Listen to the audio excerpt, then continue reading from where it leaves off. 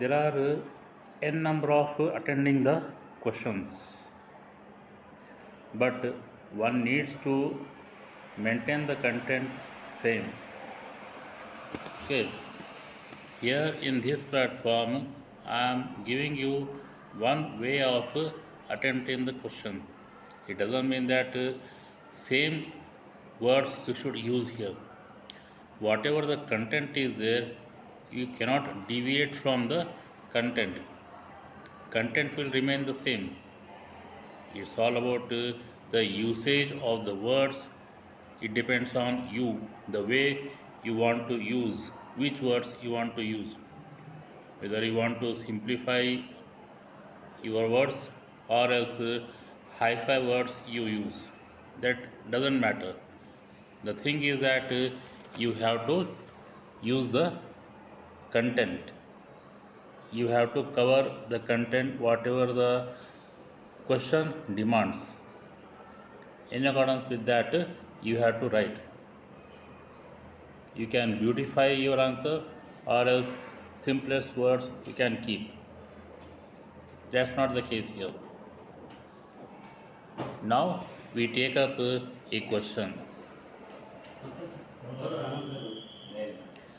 The question is, brief about the composition of the society of Europe during the 18th and 19th century in Europe.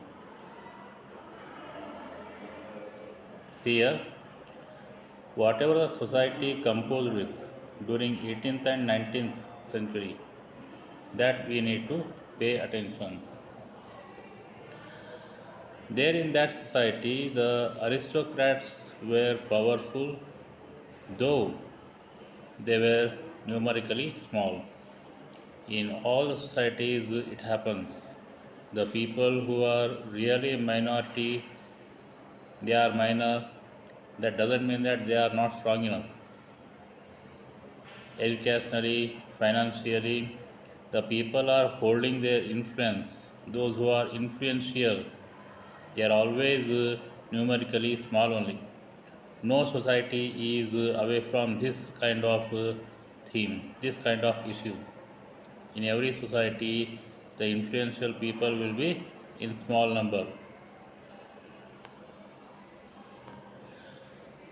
And in that society, in European society, the majority of the population was made up of the peasantry, means the farming class.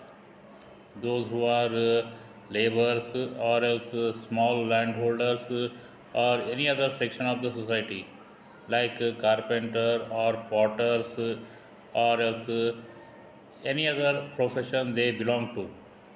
All of them make this section. Majority of the population was made up of peasantry, the labor workers.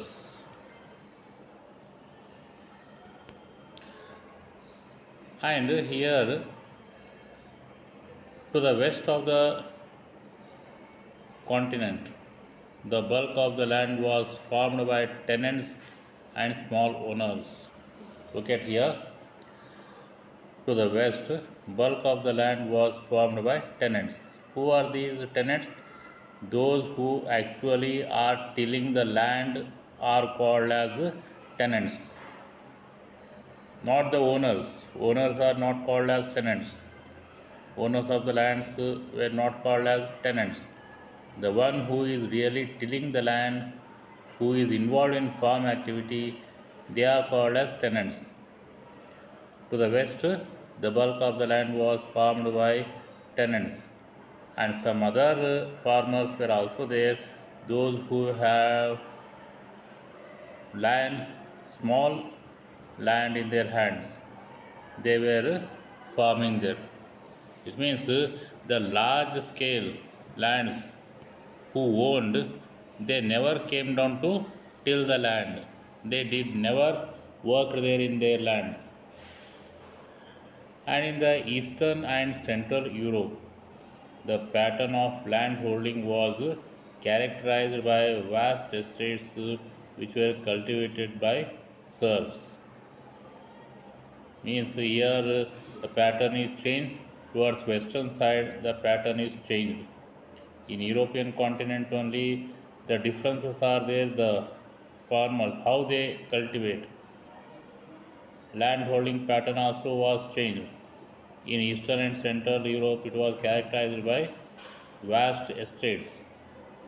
In big estates, the owners used to be there, and the serfs, those who are working in the land.